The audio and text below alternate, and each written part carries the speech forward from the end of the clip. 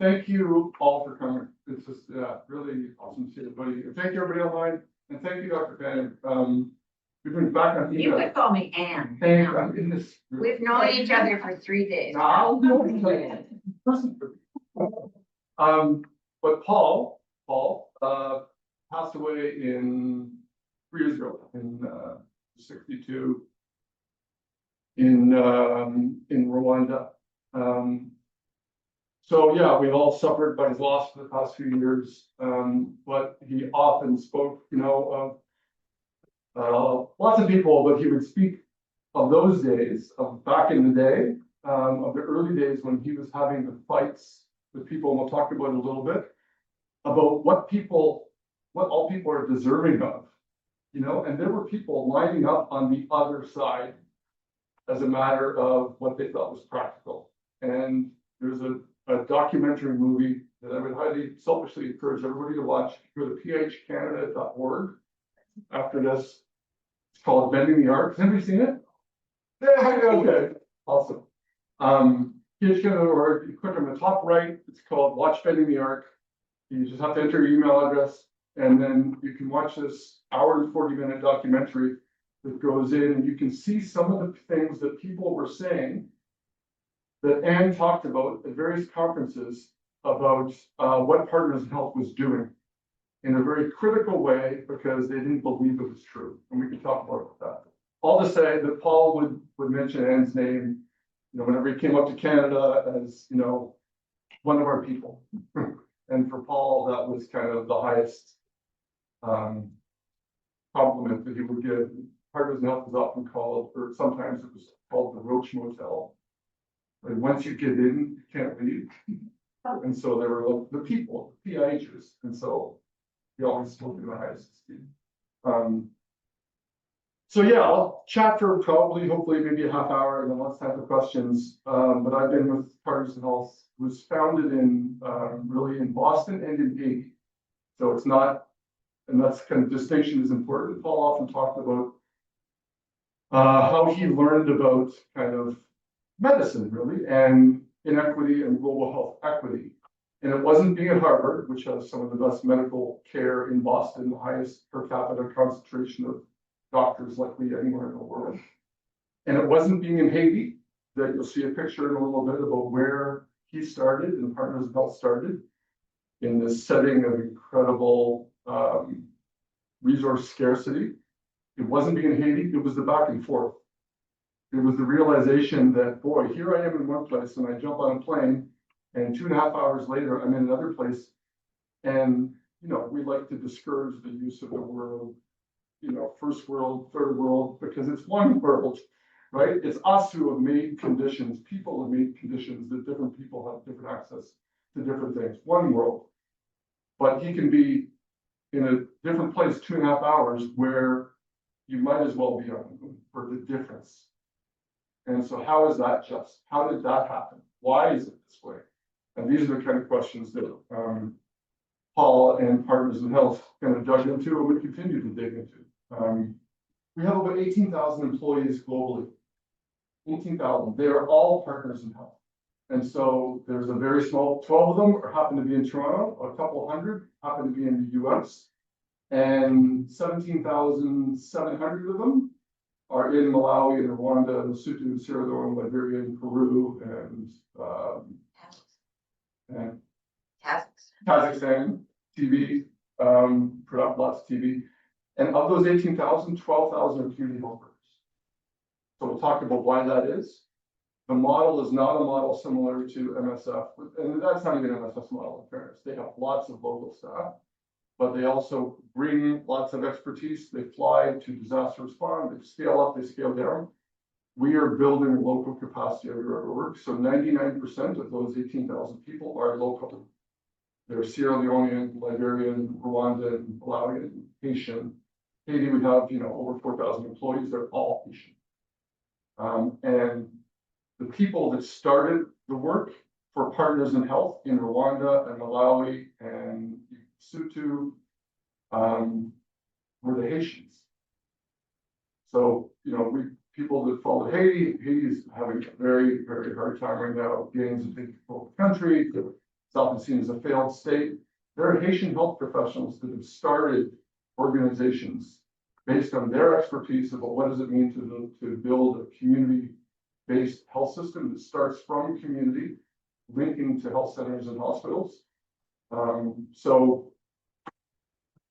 the slide, getting back to this, is the situation that we're responding to, right? So when any of us look at the situation in the world, these kind of inequities, and so what's our response to that? You know, we can say, yeah, that sucks. Or we can say, people created those conditions. There's nothing inherent about anywhere in Africa or anywhere in Asia or anywhere in Indigenous communities in Canada or anywhere in urban settings of extreme poverty that specify those numbers. Those are human created numbers, right? If we created them, and if we have the privilege of having access to those fortunate to have good quality healthcare in Edmonton or in Toronto or wherever, we can build those systems anywhere. The question is, do we want to, right? And so that's kind of the lead into some of the conversations that we heard from Anne. Paul was brilliant in a whole bunch of ways. Interpersonally, just very, very charismatic. So he built communities, and that Roach Motel, and many others. He would be the first one to say it wasn't about him, and it's not about him. When he went to Haiti, it was to learn from Haitians. He joined Haitians already doing work. It's not like, but very forceful personality, brilliant. And so this community notion was something that really, a lot of the growth of the organization came through Paul and others, but also this kind of brilliant academic intellectual mind, in addition to being a clinician, brilliant infectious disease doctor. He was a medical anthropologist first, so anthropology combining with medicine, but this kind of structural analysis of society and how we got to where we are is something that he did in all his writings, many books. I'd encourage people to read. Pathology of Power, one starting place. That's where I recommend. So we'll talk through a bit of this and then get into talk through quickly. So this kind of top level system analysis, one of the ways of thinking about the problem that we're in is what we call 3Ds. So you see at the bottom, discoveries. The world has made incredible scientific and technological discoveries. We all know lots of them. We have treated these scientific discoveries, taken them and developed them into technology treatments that many of us in the room have had the privilege of benefiting from, based on a little more than where we live, where we happen to be. And we're collectively, we have failed as a global community is on the third D, delivery, right? So we have not equitably distributed the benefits of modern medical technology and science and the discovery into development. Those developments are not shared equally. They are shared. They are hoarded in some places, and they are non-existent to others. So how do we work on what I'll call delivery systems? How do we build delivery systems that can translate into getting healthcare to where people are in order to combine with a whole bunch of other things to make people well? Another way of looking at this structure, and I won't talk at the slide, just take it in for a few seconds. Hopefully people online can see that too. And what stands out when you see that slide? How often do we think about that? Yeah, see what people, like, if you actually read and slow down and go, look at those numbers. And now think about how we think about countries like Sierra Leone or Liberia or Ivory Coast or Ghana or name whatever country, poor country, quote unquote, poor, that you want to think of. And how often do we think of that? No, we think about a whole bunch of other things. We think about corruption, and we think about governments not doing right for their people, and they're not responsible, and they don't know what they're doing, and they don't trust Western healthcare, blah, blah, blah, blah, blah. I would just start with that one. Good starting place, and we come up in these conversations. Before we jump in, think of that. And there are all kinds of implications to that. Obviously, we'll talk about some of them. And why? Again, this was not given from the moon. People created this situation where this happens. Right? This is where PH started. So this was essentially an internally displaced persons camp in the central plateau of Haiti, in a place called Conge. And when you look at that picture, what do you think? What questions come into your mind?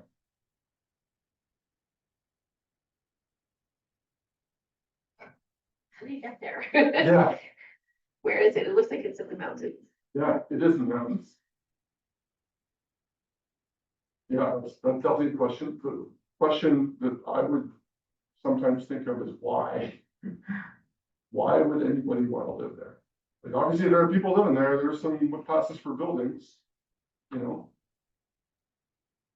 Okay, so, and this is a really relevant question for healthcare, the provision of healthcare. Why are people living there? There's no, obviously, I don't see any near water. There's, there's a little school building that was built, but you probably don't have much arable land up there. There's really not much access to food. Don't see any obvious place for livestock. At that time, early 1990s, not as deforested as in the mountains as it is now. This area is totally reforested because of fire snow. The story about why people live there is because there was a hydroelectric dam down the side of that mountain that was built. And when the dam was built, the water rose, obviously, that's what a dam is for, and delivers hydroelectric power to Port-au-Prince, which is about 40 miles away, the capital of Haiti, to serve US business interests. And the people who lived there, who had a good existence because they had access to water, were driven up the side of this mountain. And that's where they wound up. And they had no compensation, no longer they were peasants. And so you think about questions about if there's someone shows up and there's some meager health clinic there, and someone shows up with a broken foot. And if you're a clinician, what do? What happens? I wrote, oh, it really hurt my toe. Why does your toe look like that? Well, I kicked a rock when I was walking down the hill in the middle of the night. Why were you walking down the hill in the middle of the night? Why'd you kick a rock? Well, I was going to, get to the water source, which is 2 miles away. Why is your closest water source 2 miles away? Because they built this hydroelectric dam. Every time I say this, I get choked up because the story, So that notion of health being integrally tied to what we call structural violence.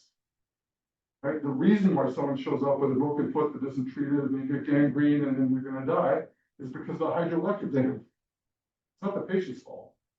Right? That's why they live there. And so how do we incorporate that notion? And in many poor countries, that story can be told 1,000 different ways. And if the health system doesn't recognize that, and if we blame patients for not showing up or living in a screwed up place or being too far from the health center, then we're not doing a social analysis that is critical to what it means to provide social justice healthcare, right? Anybody ever heard the phrase socialization for scarcity before? So that's a phrase that we talk about a lot. If you happen to be, Paul, when he was still a med student, went there, and one of the first thing he did, we'll talk about it. But if you're trying to provide any basic healthcare there, as a local, like Paul wasn't socialized for scarcity because he knew what Harvard looked like. But if you've never known what Harvard looked like, and you are in the community and we deserve better than this, all people deserve better than this, but that's all you've ever known, you're going to be socialized for that context, right? And then you might be socialized to say, that's all you know. You don't know that better is possible. And so you behave in ways that's part of everyday life. We are often socialized for scarcity on behalf of others, right? In places like that, we say, oh, we can't do that there. That's too fancy for a poor place. Oh, that's really, and we'll talk about this more. But think about what that term means, because it will apply in a lot of the things that you will hear about working in or how we develop health systems in low resource settings. And that social medicine is that notion of the rock story, right? If a patient shows up with whatever they show up with, and you're not asking their interpretation of why they are ill and why they are sick and why whatever happened, then you're not understanding the social environment. It's critical to knowing what it means to deliver care or to accompany patients in that environment. And so we have this notion of the word accompaniment, which really means walking alongside, and that's what Paul learned from studying liberation theology. PIH is not a religious organization, but it does have roots in liberation theology that has this notion of a preferential option for the poor, which means people that have been subjected to structural violence of the kind of that hydroelectric there deserve better because they've been the most screwed. They don't deserve some minimum package of care that often we claim that that's what we should be doing. They deserve better because they've had the most injustice, and that they should have autonomy over their lives to determine what they need and to know what they need. And so then this notion of accompaniment begins with listening and learning. So when Paul and others went to that community, household surveys, how many people live here? How many kids do you have? Are they healthy? What, do they have a cough? Do they go to school? Do you have enough money for food? Listening and learning. And then that notion of pride, like pragmatic solidarity. Have people heard that term before? Some people said probably not. I mean, people know what solidarity is. You go to a march. I'm standing in solidarity. Sometimes your march might help change policy. Sometimes it might not. Sometimes it might do nothing. How pragmatic is that? We might feel better. I'm doing something which is better than doing nothing. But it's not pragmatic for the issue or for the people that are living in the situation. So how do we ensure that the things that we are doing are actually in some way having a tangible impact on the lives of people that we say we're aspiring to serve? So fundraising, giving money, if it's a good organization, hopefully that is a pragmatic solidarity. We cannot do our work without money, right? To pay salaries of Malawi nurses, right, who need their own food as well as their correct care. So you have to act on what you hear. If someone says, my kid needs to go to school, and right now I'm spending the little money I have on their school fees, so I don't have money to pay the healthcare provider who's demanding a user fee. Well, if I can find a way to address that situation by wiping out the user fee or by giving her money to pay the user fee, that's pragmatic. It's pragmatic solidarity. So there's many ways that we can practice that, but it's driven from listening and learning to people who know what they need, right? For PIH, we make open-ended long-term commitments. So when we go work in a community, if we're actually saying we're serving people, when should we leave? When should it stop? How would we know when to stop? How would we know what to do? Another question or? Yeah, it's a question, yeah. Oh, Yeah. Okay, so from what I learned from I have an epidemiology from health. Okay. So, it's like after you cultivate this sustainable, like caregiving and delivery skills amongst the local, community so that they can keep functioning even after this external aids lapse from their community and keep on going with their own forces and resources. That's when your commitment ends. Yeah, and how would you know when that time is? I haven't like witnessed such a program. But even for basic, just a very high level theoretical. Yeah. Communication and dialogue with the community. Yeah, or I think it never ends. Like you look at it like a parent, right? yeah, You always support the child. right.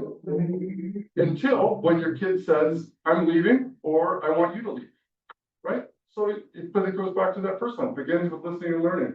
I'm gonna leave when they ask me to leave. They don't want me here anymore? That's great, that's their choice. So far, no one has ever asked PH to leave. Right? So we've been in Haiti for 40 years. We've been I was in Rwanda 2 months ago, celebrating, helping celebrate the 20th anniversary of PH in Rwanda. We're not being asked to leave. So if you are modeling accompaniment, if that's a principle of what you do, we don't determine what we leave. And that's harder in the notion where, there are financial crises. We're going to talk more about that. But open-ended for us, open-ended long-term commitments are really important. And then to be patient-centered, right? We want to listen and learn from the patients, and they determine what we do. They might not have the health system, might not have the expertise. They might not be the doctors with the proper training. We can do that. We can provide that. But in terms of the priorities, I need a job. Great, then we better provide, if we're actually want to help address, then when we do work in a community, the more jobs we can create is often the most important thing we can do. So in the Ebola response, when PH was asked to start working in Liberia and Sierra Leone, one of the first things we did, because there was a whole bunch of donor community money, not because they wanted to help Sierra Leone and Liberia and Guinea, but because they wanted to stop spread of Ebola to North America.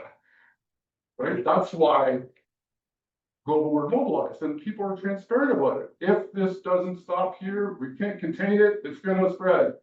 People were saying, people in Liberia and Sierra Leone and Guinea deserve the best care. No. People didn't say that. That wasn't the motivation. But when all that donor money came in, one of the first things we did with it was take it and hire hundreds of community health workers. Because as outsiders, and we hadn't been working in those countries, we said earlier, 18,000 people worldwide, you're all local. But when we started, we didn't have anybody. Hire a whole bunch of community health workers who know their communities, who are from their communities. The only requirement initially was that they're trusted by their community. They are hopefully elected by their community because the community knows who they trust. And then we can train and mentor and supervise, but to build a trusting community. So that's kind of the notion of patient-centered, community-centered. We can accompany governments. So right across the board. And this is kind of a quote of Paul's, what it means writ large.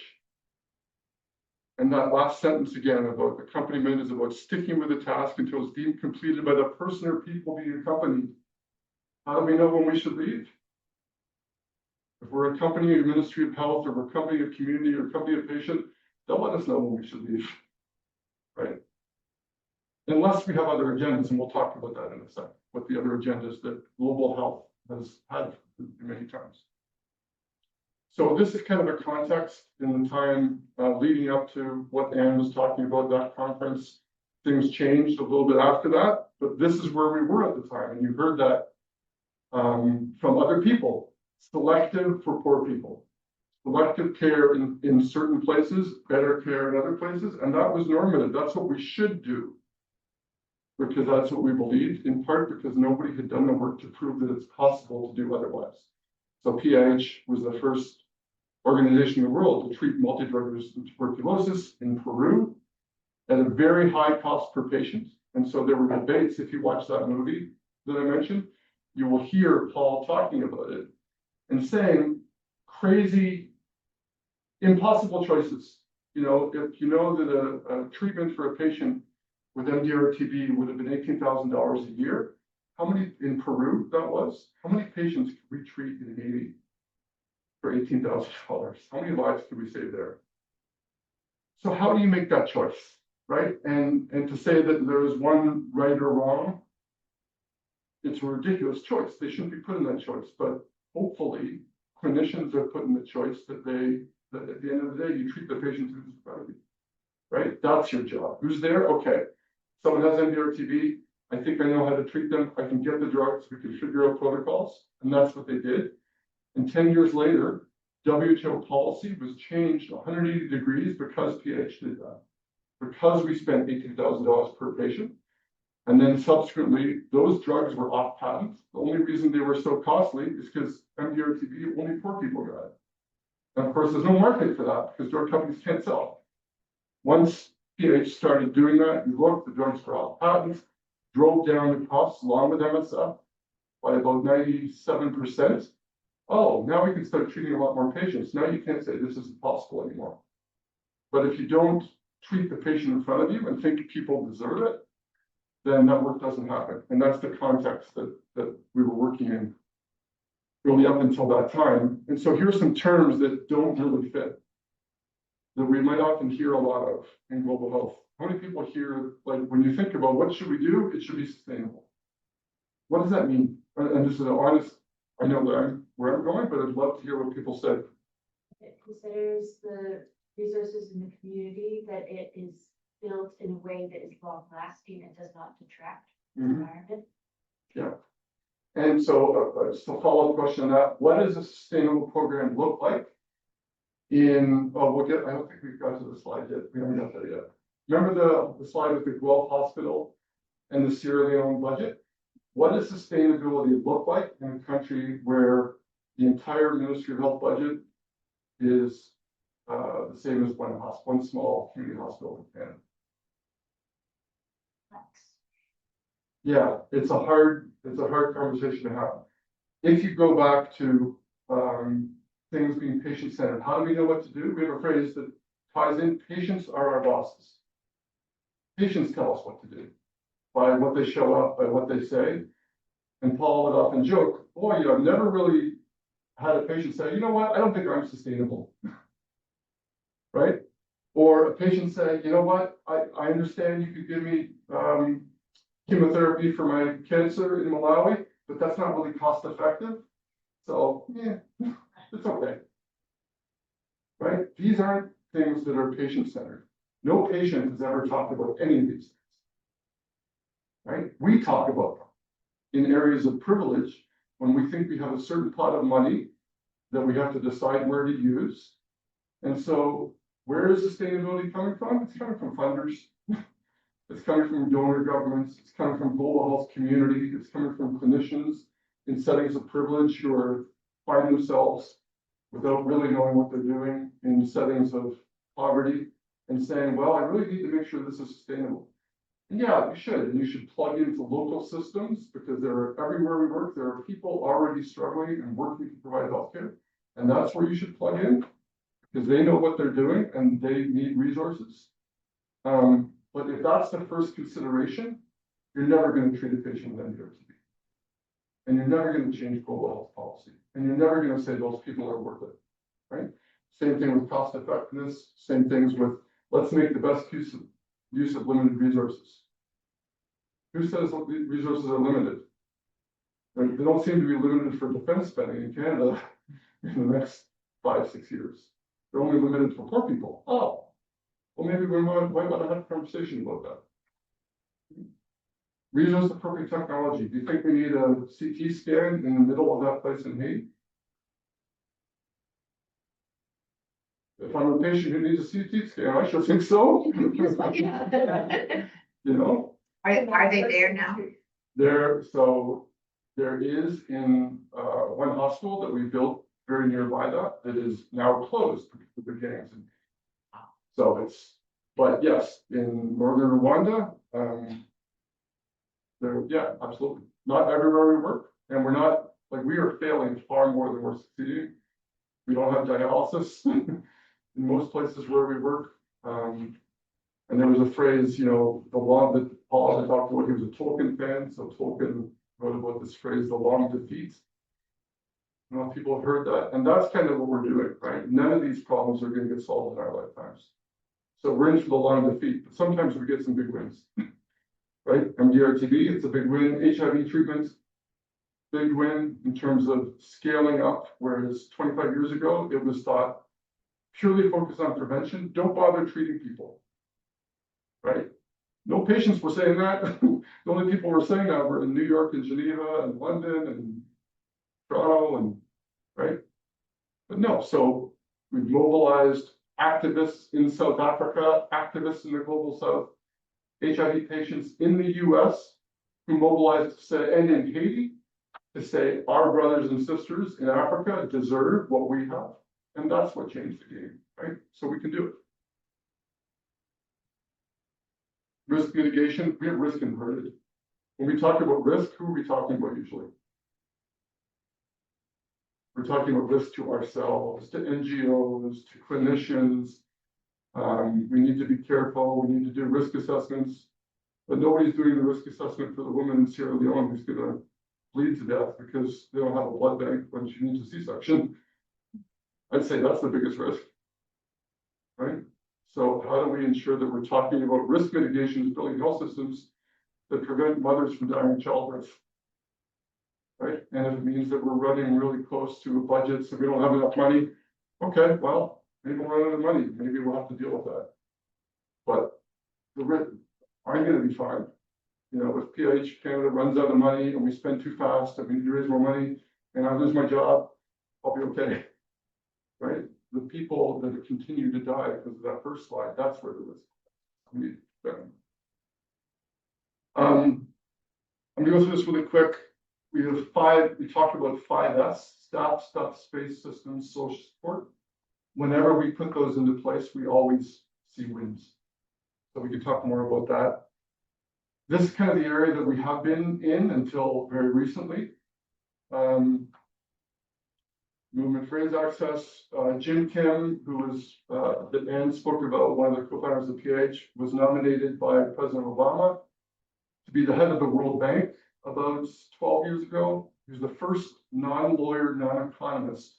He's a physician with Partners in Health, ever to be head of the World Bank, which is supposed to be a development organization. Great, good changes. This is how global health has not worked. Or not, it's how it was worked, but it hasn't worked for poor people. It hasn't worked as well as it should. Whereas all this money flows that we see that coming from Global Affairs Canada, from USAID, from multilateral donors, from World Bank, Global Fund predominantly, or to NGOs. You can count that. Lots of money going in there. Lots of it is getting spent on behavior change programs. So we will tell people, mothers living in the middle of nowhere, how to give their kids nutritious food. Nice job. Way to go. I have no money. I'm trying to pay for my school fees. Thank you for letting me know that I should be feeding my kids more vegetables. Great. Consultants, lots of training. We will bring nurses from all the region into capital cities for a 5-day training. They will then get sent back to the same health centers with no running water or electricity and no mentorship, no support. And they don't have the tools they need to do, and they have way too many patients. But we've trained them in a classroom in the capital city. That's good. Overheads is stick with NGOs. So this is something that needs to change. And this is a model that we have been pushing for a long time, and we're how we operate. Our job, you know, NGOs aren't responsible for delivering rights for their people. Who do we blame if we think our healthcare is good enough? Government. Government of Alberta, Government of Ontario, Government of Canada, right? Governments are responsible for delivering on that rights. Not NGOs. Our job is to accompany governments to help support them with their national health plan, that they have the burden and the responsibility of delivering on the health of their people. So we had better be working with them to build public sector, strengthen the public sector everywhere that we work, as opposed to building these parallel systems, which all do happen because it's easier. Right? It's easier if I take all my $10 million and I'm going to go build my standalone hospital, if I can't do it for that, but and I'm going to say I deliver really great care for these 150 people. Awesome. You're doing nothing to strengthen. We talk about sustainability. That we know that's not sustainable. That's doing nothing to support the capacity of a government that has no money to be able to build its health system. So how do we move towards that? And then if we want to know we need to train more health professionals. We built a university in Northern Rwanda that's training the next generation of predominantly African health professionals that is directly plugged into rural health centers and hospitals. And so that's where they are learning and training. And so here's where we are now. You know, since Trump came in, we have seen what's happened to USAID, which is the lead global health agency in the US, but not just USAID, Center for Disease Control, National Institutes of Health in the US, they've all had funding slashed. The knock-on effects of that have been devastating for Global Fund, for UN, Gavi, Global Alliance for Vaccines, Immunizations, all these kind of global health institutions. No one is untouched by this. And so where are we going to go? What's going to happen? What are we doing? In a context where in 2022, so even today, those figures in the third bullet, you know, it's astounding. And that ties back to that slide with the Guelph Hospital and the Ministry of Health budget for Sierra Leone. If we think there's corruption in Sierra Leone and Liberia and Haiti, and there is, just like there is in Canada, okay, great. Say, okay, let's assume that they will be more responsible with their government spending and they'll double their per capita health budget. Great, now you're at $14. Let's say they'll triple it. Okay, let's say you're quadruple it. Wonderful, I'm all on board. They should do that. That's not sufficient, right? And so how do we get to a place when, from where we are, somewhere that's better? We talked about the nurses that are volunteers. and- Actually, those numbers, I used to mentally imagine what healthcare was like in the named country. And there is, CIA has a big fat document that tells you per capita healthcare spending, education, whatever you want, you're investigating.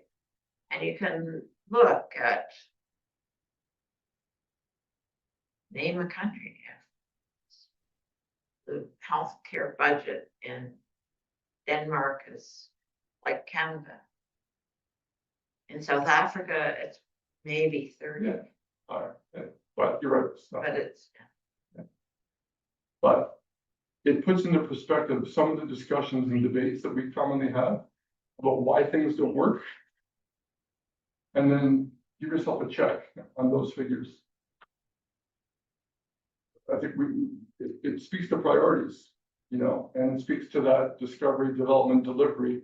How are governments supposed to put in place strong health delivery systems for their people with that kind of resource? And why do they have so little resources? Well, that's what we talked about in the beginning, structural adjustment programs, the legacies of colonialism, where colonial powers, in Sierra Leone, there's a railway, there's a couple railway lines, but they were built to extract the diamonds to send them back to Europe. That's how the railway was set up. That's why it existed. And so you wonder why there's no infrastructure. Well, because the people that set up the country had an infrastructure that was designed exclusively for resource extraction, not to serve people. Right? So one of the questions is, where are we going to find models once this chaos subsides to prove that we can still deliver high quality care, which we can, which we know, and to not accept this decrease of standards to get back to a day that say, you know what, we need to be focusing on oral rehydration, ensure kids with diarrhea, good care, and ensure the mothers can deliver basic childbirth in facilities. We can do so much better than that. But if we don't have models that can prove that, there's a risk that we backslide collectively in terms of our imagination about what we need to have happen. We think this model, this is our theory of change, it always starts with care. We need to do one thing, we need to provide high quality care.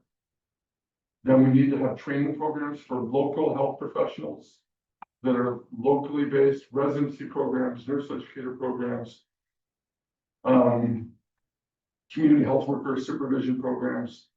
Then we need to influence, we need to document, we need to do implementation research, not academic, so people said Ebola went in West Africa, 2014, boy, it's never been there before. How did that happen? Well, it had been there before. The research papers that showed that it's been there before were never published in West Africa. They were taken back and published in the UK.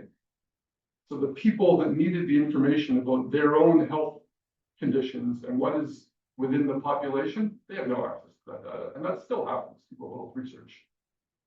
We do research to fill a CV or a resume or this that is driven here, that we go somewhere else, be it indigenous communities, be it the global south, to collect our data, bring it back.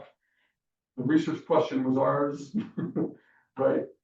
Implementation research is how do we, what PH does is how do we prove that by using the 5 S's and building a health system, that has an impact on health outcomes and economic outcomes and livelihood outcomes. And so that's what we need to be doing with that influence with evidence. And then replication. How do we partner with other governments to say, here's a model that works? How do we support national health reforms, other global health institutions to say, here's a model, and the PH model that was proven in Rwanda and Malawi and in Haiti for how to deal with chronic disease, that is called 10+, if anybody wants to look it up. It was adopted a few years ago by WHO Afro, the entire region. So now it's policy for all of Africa in terms of decentralizing care out of capitals, out of hospitals. You can do it in health centers if you have accompaniments with community health workers, referral pathways. And so we can prove these models, we can document they work. And most of it points to Paul's always saying that you don't need more infectious disease doctors like me, although they do in resource poor settings. What you really need are more community income communities who accompany patients to access care. One example of that, about this notion of resources, and you saw limited use of resources, another slide, as an excuse not to do things. This was the situation in Rwanda. We were asked to start work in 2004 by the government to help address the HIV crisis, integrate HIV into primary care. Then the government there scaled across the country. We worked in a few districts. People started living longer, life expectancy is going up. We start seeing more and more cancer, which is a good thing and a bad thing. Good thing is people are living longer. Bad thing because, oh boy, now we have a lot of cancer we have to deal with. And this is, what do you, I'll just go ahead. Wind down. Yeah, I'll wind down.